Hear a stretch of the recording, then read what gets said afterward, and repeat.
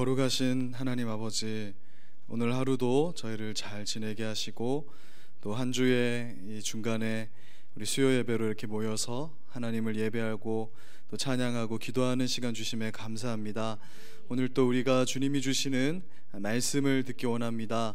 우리의 힘으로 듣는 것이 아니라 성령께서 우리의 마음에 말씀을 심겨 주시고 위로와 또 참된 안식과 평안과 또 말씀에 도전이 있는 귀한 시간 되게 하여 주시기를 기도합니다. 성령 하나님께서 이 시간 온전히 주관하여 주시기를 간절히 바라오며 예수님의 이름으로 기도드립니다. 아멘. 감사합니다. 오늘 이제 룻기 마지막 장, 룻기 4장 1절에서 22절 말씀 보겠습니다. 오늘 말씀의 제목은 하나님의 섭리 안에서 결혼한 룻과 보아스입니다.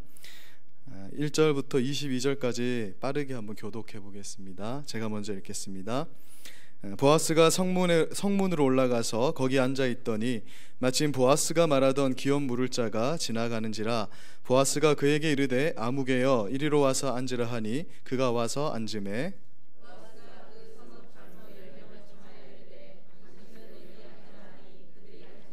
보아스가 그 기업 물을 자에게 이르되 모압 지방에서 돌아온 나오미가 우리 형제 엘리멜렉의 소유지를 팔려 함으로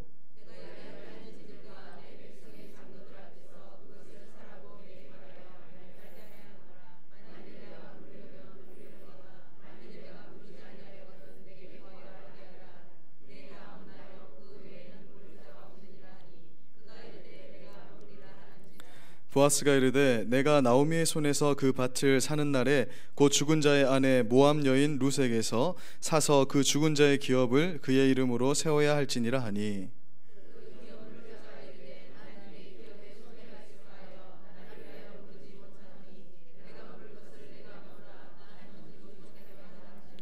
옛적 이스라엘 중에는 모든 것을 무르거나 교환하는 일을 확정하기 위하여 그 사람이 그의 신을 벗어 그의 이웃에게 주더니 이것이 이스라엘 중에 증명하는 전례가 된지라.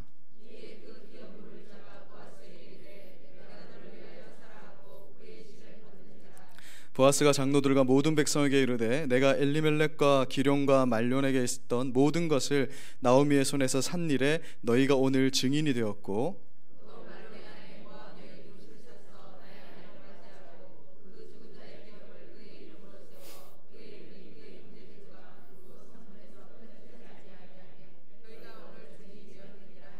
성문에 있는 모든 백성과 장로들이 이르되 우리가 증인이 되나니 여호와께서 내 집에 들어가는 여인으로 이스라엘의 집을 세운 라헬과 레아 두 사람과 같게 하시고 내가 에브랏에서 유력하고 베들레헴에서 유명하게 하시기를 원하며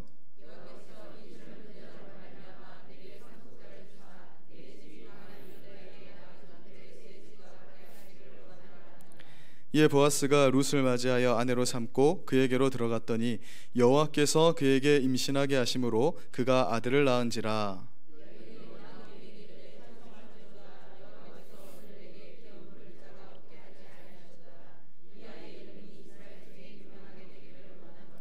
이는 내 생명의 회복자여 내 노년의 보양자라. 곧 너를 사랑하여 일곱 아들보다 귀한 내 며느리가 낳은 자로다 하니라. 그의 이웃 여인들이 그에게 이름을 지어주되 나오미에게 아들이 태어났다 하여 그의 이름을 오벳이라 하였는데 그는 다윗의 아버지인 이새의 아버지였더라. 헤스론은 람을 낳았고 람은 암미나답을 낳았고 살몬은 보아스를 낳았고 보아스는 오벳을 낳았고 아멘. 예. 이제 우리가 룻기의 마지막 장인 4장을 보게 되었습니다. 룻가 이제 3장에서 우리 지난주 말씀이었죠. 룻가의 약속대로 이 보아스는 아침이 되자 곧바로 성문으로 올라가서 자신보다 더 가까운 나오미의 기업을 물을 수 있는 그 친척을 만났습니다.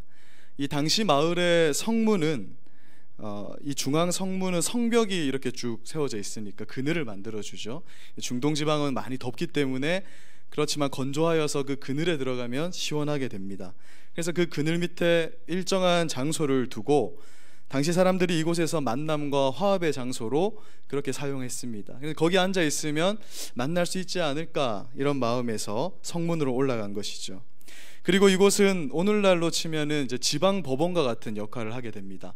이곳에서 하나님의 말씀대로 사람들을 이제 재판해주는, 그 장로들이 모여서 그러한 일을 하는 그러한 역할을 했던 장소가 바로 이 성문이었습니다. 그래서 보아스는 이 나오미의 기업 물을 자 중에서 가장 가까운 친척을 만나기 위해서 이 성문을 향해 올라갔다, 이렇게 성경은 말씀하고 있습니다. 우리는 여기에서도 하나님의 이 세밀한 섭리의 손길을 느낄 수 있습니다.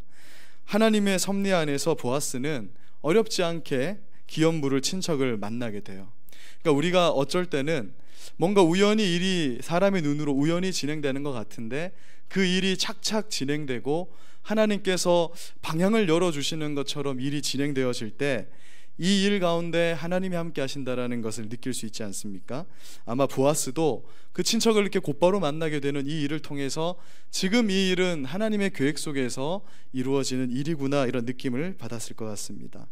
사람의 눈으로 우연하게 보이는 그러한 사소한 일들도 하나님의 섭리와 계획 속에 들어있다라는 것을 우리가 오늘 말씀을 통해서 다시 한번 엿보게 됩니다.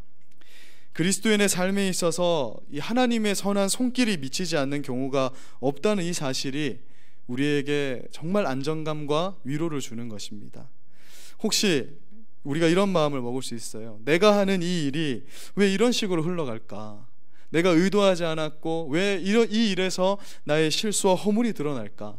이런 부정적인 생각을 하는 상황에 우리가 놓여 있을지라도 그리스도인들은 반드시 이 일을 통해서도 하나님이 나를 선한 방향으로 이끄실 것이라는 그러한 신뢰를 가져야 합니다.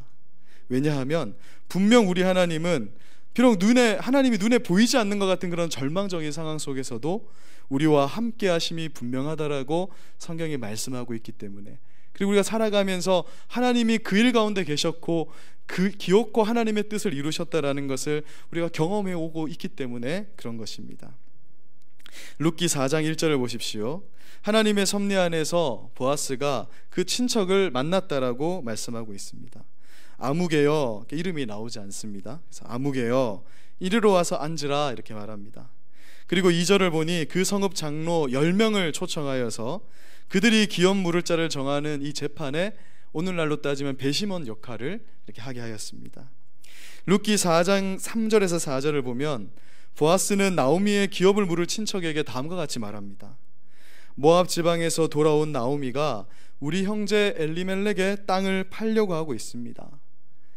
내가 이 문제를 여기 앉은 사람들 앞에서 그리고 내 백성의 장로들 앞에서 당신이 그것을 사도록 말하고 권해야겠다는 생각이 들었습니다. 당신이 그 땅을 사주겠다면 그렇게 하십시오. 그러나 만약 당신이 원하지 않으면 내게 말해 주십시오. 그러면 내가 알아서 처리하겠습니다. 당신 말고는 기업 물을 자가 없고 당신 다음 차례가 바로 나입니다. 이렇게 얘기를 한 거예요. 그러자 그 친척은 내가 기업을 물으겠다, 내가 그 땅을 사주겠다, 이렇게 대답을 했습니다. 그 대답을 듣고 이제 보아스가 단순히 땅만 사는 문제가 아니라 현재 나오미가 처한 상황과 그 기업을 물으게 될 때 어떠한 일을 감당해야 되는지를 이제 상세히 설명을 합니다. 당신이 나오미에게서 그 땅을 사는 날 남편이 죽은 과부인 모압 여자 룻도 마땅히 떠맡아야 합니다. 그 죽은 사람의 이름으로 그 기업을 이어가도록 해야 하기 때문입니다. 이렇게 부연 설명을 하는 거예요. 근데 이 말을 듣고 친척이 가만히 생각해 보니까 이 일은 손해가 막심하거든요. 그래서 그렇다면 나는 기업을 물을 수 없겠습니다. 내 유산과 기업에 손실이 갈 것 같기 때문에 보아스 당신이 그냥 기업을 물러주십시오 하면서 기업 물을 그 자격을 위임하게 되는 그 사건이 기록되어 있습니다. 물론 이 나오미의 기업 물을 순번의 첫 번째 이 친척이 악인은 아닙니다. 그러니까 룻기에는 악한 사람이 나오지 않거든요. 그러니까 이 사람은 보통의 사람이라고 할 수 있어요. 나에게 특별히 이득이 되는 일도 아니고 오히려 큰 손실을 감당해야 되는 일을 선뜻 맡을 수 있는 사람은 별로 없겠죠. 이 사람은 보통 사람인 것입니다. 그 친척이 처음에 나오미가 팔려는 땅을 사고자 했던 이유는 뭐냐면 이 일이 결과적으로 내게 이익이 된다라고 처음에 생각했기 때문입니다. 무슨 말인가 하면 나오미의 기업, 이 땅을 내가 물러서 사게 되면 나오미가 지금 자식이 있습니까? 없습니까? 없잖아요. 그러니까 나중에 이 땅은 누구의 것이 되는 거죠? 나오미가 죽으면 자기의 것이 되기 때문에. 그리고 나오미는 나이가 많은 할머니이기 때문에 지금 자식을 낳을 가능성이 희박하다는 거예요. 그래서 내가 이 땅을 사주고 가지고 있으면 이것은 나의 영원한 기업이 된다라고 생각을 하게 된 것입니다. 그래서 처음에 그것만을 생각하고 자기가 기업을 물으겠다고 나선 거였어요. 즉 처음 생각은 내 재산을 증식할 수 있겠다 이렇게 생각을 하였다는 것이죠. 그런데 보아스는 그 친척에게 그 기업 물은 일이 땅만 사주는 것으로 끝나는 것이 아니라 현재 기업에 최종 권리는 나오미가 아니라 그 며느리 룻에게 있다라는 거예요. 그래서 나오미가 아닌 룻으로부터 기업을 물으는데 땅만 사주는 것이 아니라 지난주에 고엘 제도에 대해서 말씀드렸잖아요. 두 번째 고엘 제도는 자식이 없으면 대신 그 후사를 만들어주는 역할까지 해야 된다고 말씀드렸잖아요. 땅만 사주면 되는 것이 아니라 고엘 제도에 따라서 룻과 결혼하여서 나오미에게 자식을, 정확히 말하면 나오미의 남편 엘리멜렉에 자식을 낳아줘야 된다는 거예요. 그래서 이 친척은 기업 물은 일을 하지 못하겠다고 한 것입니다. 왜냐하면 그 일은 결코 자기에게 유익이 되는 것이 아니라 엄청난 손해를 동반하는 일이었기 때문에 그래요. 만약 룻을 통해서 이제 아들이 생기게 되면 이 아들이 장성하게 되잖아요. 일정 나이가 되면 자신이 샀던 그 땅을 돌려줘야 되는 거예요. 그 아들에게.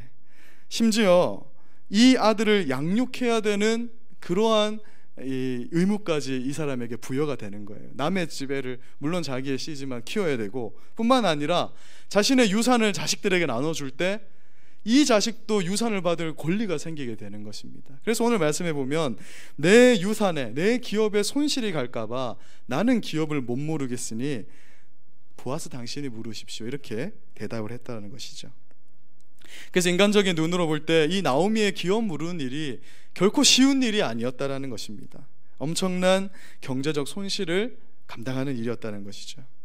우리가 지난주에 기업 물을 자의 특징을 살펴보면서 예수님은 우리의 영육간에 참 기업 물을 자가 되어주신다라고 말씀드렸습니다.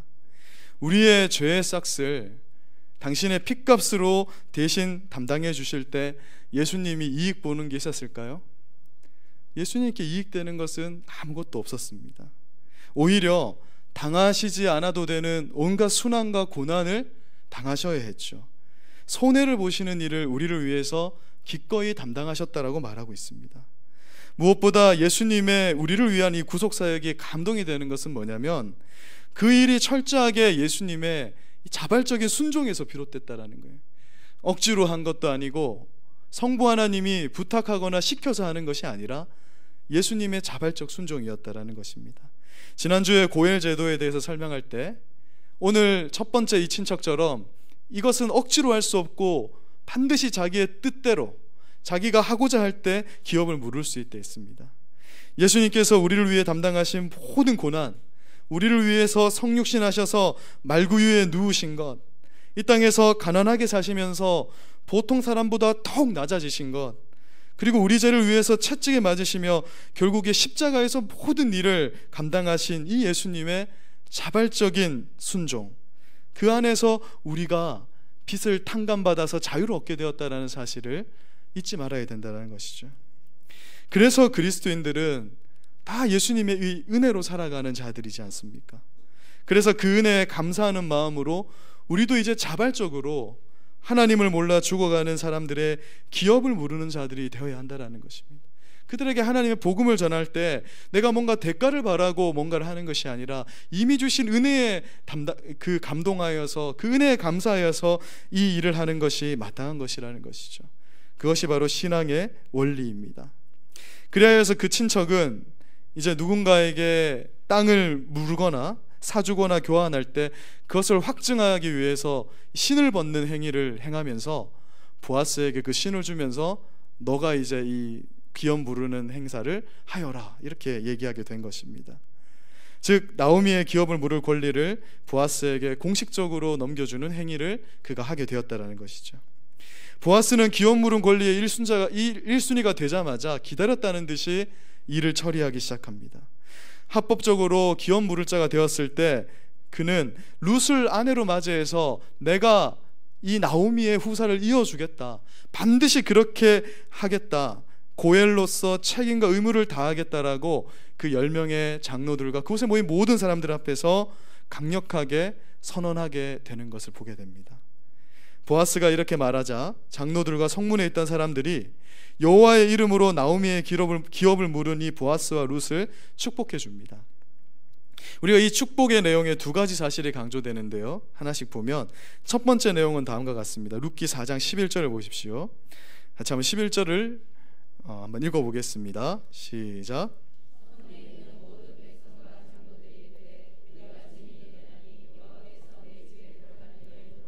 이스라엘 집을 세운 라헬과 레아 두 사람과 같게 하시고 내가 에브라임에서 유력하고 베들레헴에서 유명하게 하시기를 원하며라고. 야곱의 아내였던 이제 레아와 라헬이 등장을 하는 거예요. 여러분, 레아와 라헬이 누구를 낳게 됩니까? 이스라엘 족장이 되는 12 아들들을 이들을 통해서 나오게 되는 것이죠. 그러므로 룻에게 이런 축복을 하는 것은 야곱의 아내였던 라헬과 레아를 통해서 이스라엘 민족이 구성되었던 것처럼 이제 룻을 통해서 나오게 되는 아이를 통해서 이스라엘이 하나님의 약속대로 더 강성하게 될 것이다. 그리고 그의 후손을 통해서 참된 메시아 그리스도가 나오게 될 것이라는 것까지를 함축하여 담고 있는 내용이 바로 이 내용인 것이에요. 두 번째 내용은 다음과 같습니다. 우리 12절을 같이 읽어보겠습니다. 시작. 이 젊은 여자로 말미암아 내게 상속자를 주사 내 집이 다말이 유다에게서 낳아준 베레스의 집과 같게 하시기를 원하노라. 그러니까 이 말도, 이 구절도 이제 우리가 짐작이 가는 것은 유다의 며느리가 다말이잖아요. 근데 다말이 남편이 일찍 죽게 되죠. 더 이상 후사를 이을 수가 없기 때문에 다말이 일을 꾸며서 어떻게 합니까? 유다와 잠자리를 해서 아이를 낳게 되는데 그가 베레스였다라는 것이에요. 그러니까 이 말은 무슨 말이냐면 룻이 지금 고엘제도, 그러니까 기업을 무르는 이 행위를 통해서 아이를 낳게 되는 것처럼 유다가 그러하지 않았느냐. 그런데 유다의 자손으로 누가 온다라고 했습니까? 예수 그리스도가 오는 것이다. 룻의 자손을 통해서 예수 그리스도가 오시게 될 것이라는 것을, 어쩌면 이 사람들은 이게 무슨 말인지 모르고 찬양했을 수도 있는데 하나님께서 이 찬양을 통해서 그 언약의 성취를 계속 이어가실 것을 말씀하고 있는 거예요. 누구를 통해서 이 일을 하시겠냐면 이방 여인에 불과한 이 룻을 통해서 이 일을 하나님께서 해나가실 것이라고 말하고 있는 것입니다. 룻기 4장 13절을 보십시오. 드디어 보아스와 룻은 많은 사람들의 축복 속에서 합법적으로 혼인을 하게 됩니다. 그리고 드디어 룻은 임신을 하여서 아들 오벳을 낳게 되는데 성경 기자는 여호와께서 그에게 임신하게 하셨다 이렇게 말씀하고 있습니다. 즉 이 일은 철저하게 하나님의 섭리 속에서 이루어졌다라는 것이죠. 그냥 연애 감정이 생겨서 결혼해서 아이가 낳은 것이 아니라 여호와께서 그 일을 하셨다라고 말씀하고 있는 거예요. 우리가 이렇게 룻기의 스토리가 마무리되는 것을 보면서 우리가 룻의 인생을 다시 한번 살펴볼 필요가 있습니다. 룻의 인생은 고난과 역경의 연속이었습니다. 그녀의 인생이, 그런데 그녀의 인생이 어떻게 변화되었는지 우리가 봐야 됩니다. 인간의 눈으로 볼 때 룻의 인생은 어찌 보면 실수와 실패의 연속인 삶으로 보입니다. 수명이 짧은 남편을 선택한 것도 룻의 실수였다라고 할 수 있죠. 남자 보는 눈이 없었다라고 볼 수도 있습니다. 시어머니를 공양하겠다고 자기 고향에 남지 않고 아는 사람 하나도 없는 다른 나라로 이민을 온 그 선택이 인간의 눈으로 볼 때 좋은 선택으로 보이지 않을 수도 있는 것이죠. 그러면서 시어머니를 공양하고자 남의 집 보리밭에 가서 보리삭을 줍고 있는 그녀의 선택된 삶이 사람의 눈으로 볼 때 결코 좋지 않게 보일 수 있는 거예요. 그리고 시어머니가 시킨다고 해서 잘 모르는 늙은 남자의 이불 속에 들어가는 그런 일까지 하는 그 모습을 볼 때 우리가 어떻게 룻의 인생이 행복한 인생이다, 잘 선택한 인생이다 이렇게 생각할 수 있겠습니까? 철저하게 룻은 이 시어머니 나오미와 함께 하시는 그 하나님만 믿는 믿음으로 묵묵히 걸어왔는데 자기의 자유 선택권을 가지고 그 일을 했는데 인간의 눈으로 볼 때에는 불행한 삶을 선택하였다라는 것을 우리가 보게 되는 것입니다. 그런데 하나님은 이러한 부족한 우리의 자유 선택까지도 사용하셔서 당신의 뜻을 이루어 가시는 분이십니다. 그러니까 하나님은 우리의 자유의지와는 아무 상관없이 그냥 비인격적으로 우리를 막 몰아붙이시는 게 아니라는 거예요. 철저하게 나의 선택과 자유를 존중하면서 심지어는 나의 허물과 약점과 나의 실수까지도 사용하셔서 그러한 나의 지워버리고 싶은 과거까지 사용하셔서 결국에는 하나님의 선한 뜻을 이루신다는 것입니다. 이것이 바로 하나님의 일하시는 방법이고 하나님의 열심이라고 말하는 것이에요. 여러분, 룻의 인생은 분명 내세울 만한 인생이 아니었습니다. 남편이 죽었습니다. 도련님도 죽었습니다. 동서 오르바는 고향에 남을 때 자기는 어머니와 함께 베들레헴에 돌아와서 어머니를 공양한다고 죽자 사자 고생하는 거예요.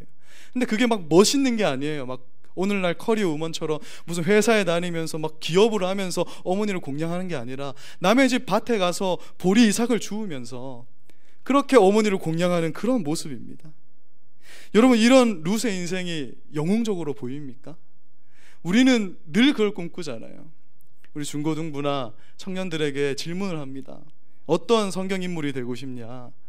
다 다윗과 같이, 그렇죠? 다니엘과 같이, 요셉과 같이 뭔가 영웅적인 삶을 원하잖아요. 그런데 우리가 인간의 눈으로 볼 때 룻의 인생이 우리가 닮을 만한 그러한 건덕지가 있느냐는 거예요. 룻의 인생에 우리가 존경할 만한 그런 모습이 조금이라도 있느냐는 말입니다. 그런데 하나님이 이런 룻의 삶의 조각조각들을 모아서 결국 예수 그리스도의 계보에 이름을 올리게 하시는 거예요. 그러니까 우리 하나님은 참으로 놀랍게 일하시는 분이라는 것입니다. 나오미와 룻이 다시 베들레헴에 돌아왔을 때 아무도 그들을 주목하지 않습니다. 그녀들은 그저 돌봄이 필요한 과부일 뿐이에요. 당시 이스라엘 사회에서 과부는 그 나라가 도와주지 않으면 살아갈 수 없는 그러한 자들이었습니다. 그런데 하나님을 믿고 약속의 땅으로 돌아온 그들의 삶을 하나님은 어떻게 바꾸셨습니까? 우리 룻기 4장 14, 15절 같이 읽어보겠습니다. 시작. 여인들이 나오미에게 이르되 찬송할지로다. 여호와께서 오늘 내게 기업 물을 자가 없게 하지 아니하셨도다. 이 아이의 이름이 이스라엘 중에 유명하게 되기를 원하노라. 이는 내 생명의 회복자이며 내 노년의 봉양자라. 곧 너를 사랑하며 7 아들보다 귀한 내 며느리가 낳은 자로다 하니라. 아멘. 오벳을 품에 안으면서 이 나오미의 심정이 어떠하였을까 생각해 보십시오. 그가 룻기 1장 20절에서 다시 베들레헴에 돌아왔을 때 내 이름은 기쁨을 뜻하는 나오미이지만 나오미라고 부르지 말아라. 내 이름을 마라라고 불러라. 괴로움이라는 뜻이라고 말씀드렸잖아요.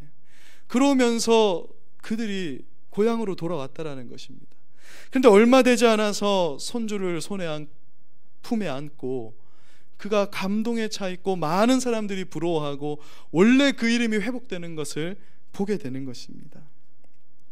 여러분, 어떤 의미에서 보면 예수님께서 우리를 구속하시는 이 구속사에 있어서 이게 큰 하나의 줄기잖아요.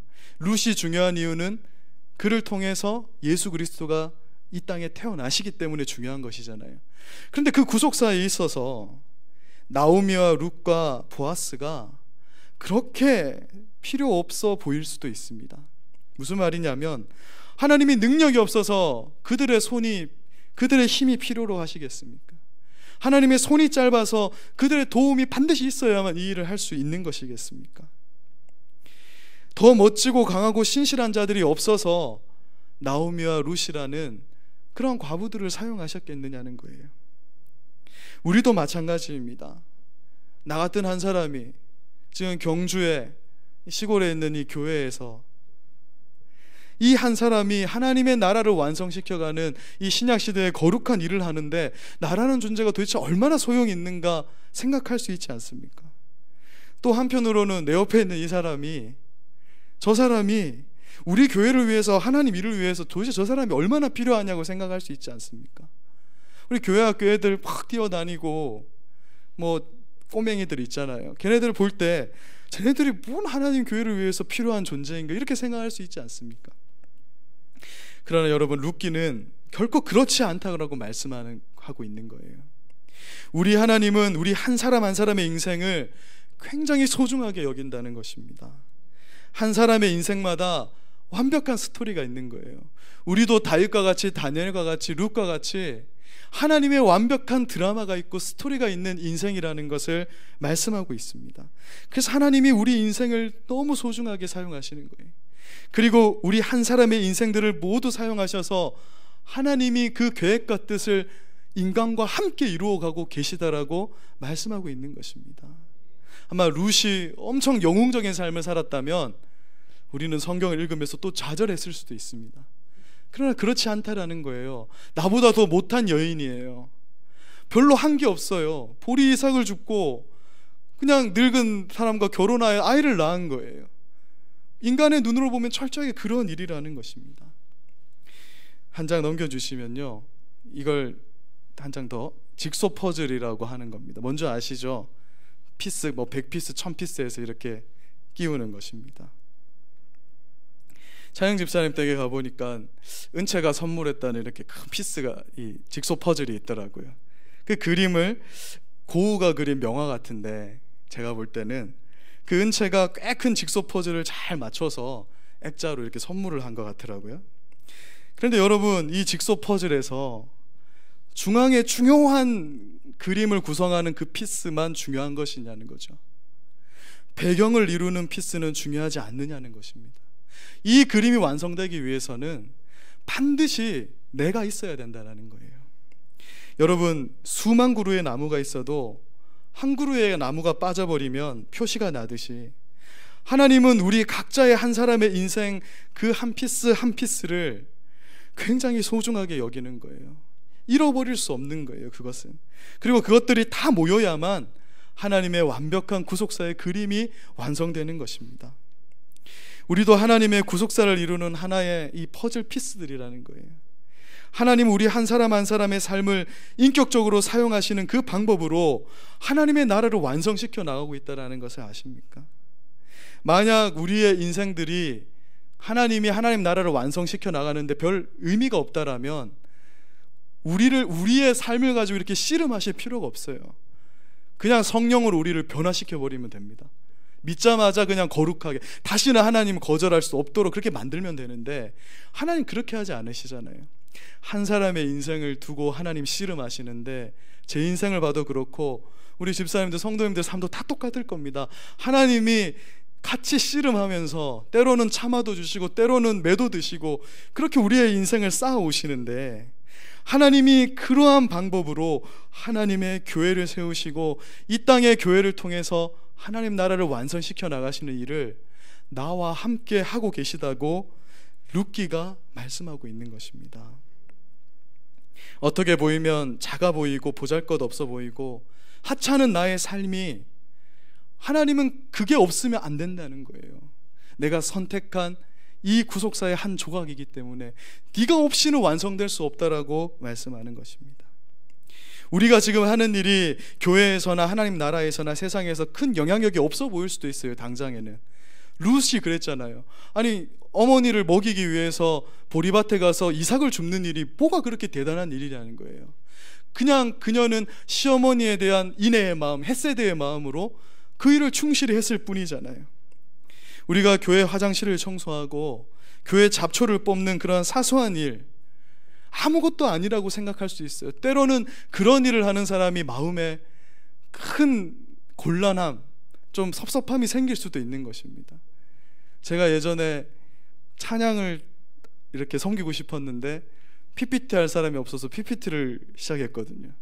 PPT만 하라고 하지 찬양하라고 아무도 안 하시더라고요. 그렇게 많은 시간이 지났습니다. 아니, 그게 무슨 의미가 있느냐는 생각이 드는 거예요. 내가 도대체 PPT 하려고 이 교회에 있느냐, 왜 맨날 나는 PPT 해야 되냐, 나도 기타 들고 찬양하고 싶은데.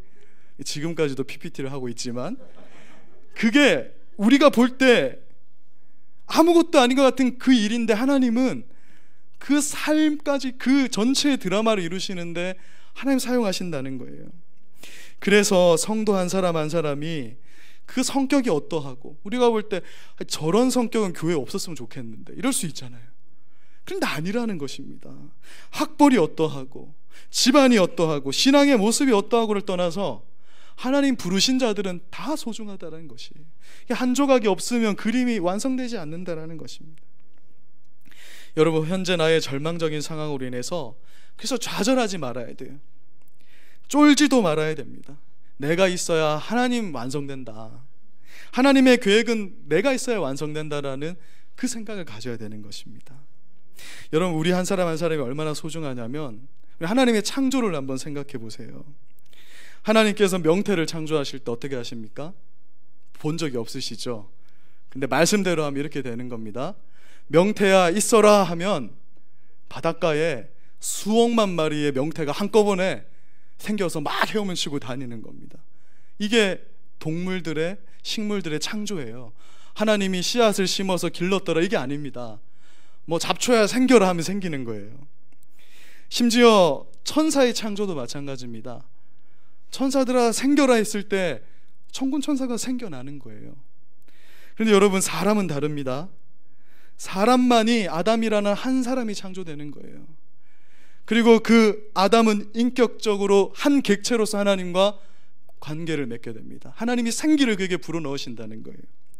그리고 그 몸의 일부를 사용해서 아내 하와가 나오게 됩니다.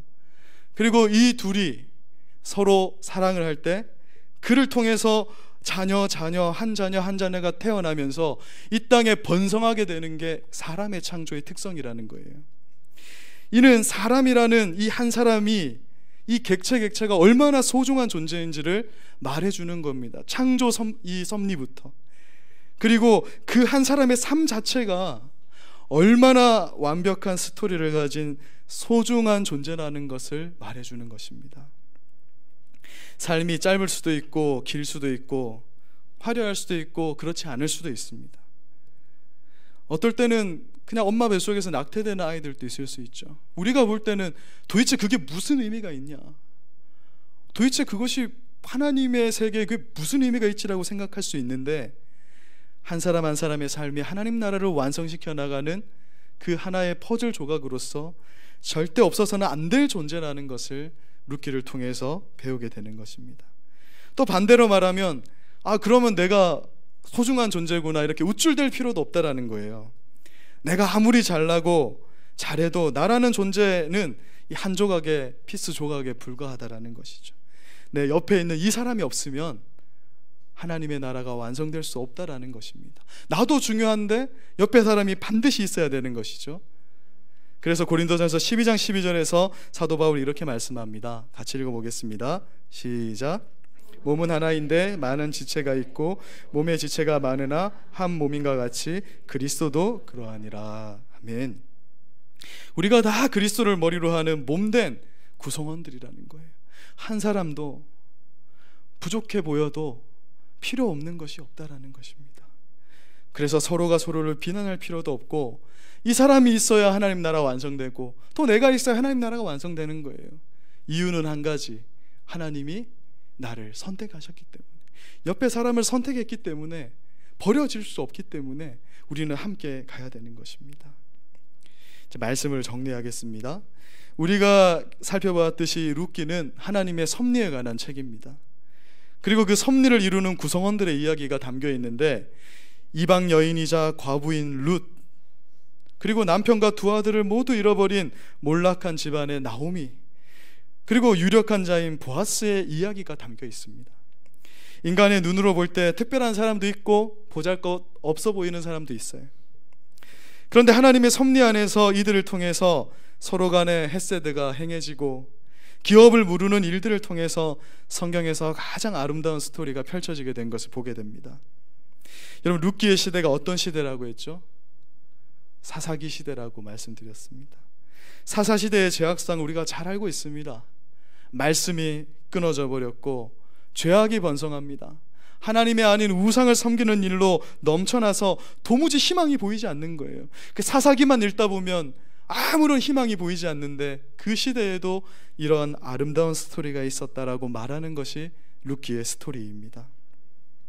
그런 상황 속에서도 하나님은 보통의 사람들을 통해서 당신의 일을 이뤄가고 계신 거예요. 룻이라는 이방 여자를 사용해서 다윗이 태어나게 하시고, 왕이 없어서 자기 소견에 옳은 대로 행하는 그 백성에게 왕을 주시는 것입니다. 이것이 하나님의 일하시는 방법이라는 것이죠. 말라기와 마태복음 사이의 중간기도 마찬가지였습니다. 암흑기에 접어들어서 로마의 식민지로서 아무런 희망이 없던 그들에게 하나님 예수 그리스도를 준비시키는데, 누구를 통해서 이분이 나게 하시냐면 한 이름 없는 가난한 목수 요셉과 시골에 이름 없는 처녀 마리아를 통해서 이 일을 이루신 거예요. 이게 놀라운 하나님의 일하심이라는 것을 기억해야 됩니다. 오늘날 많은 분들이 이 사회의 죄악 때문에 걱정을 많이 하시죠. 염려를 하십니다. 그래서 교회에 모여서 죄를 회개하고 깨어서 기도해야 된다라고 많이 소리치고 있습니다.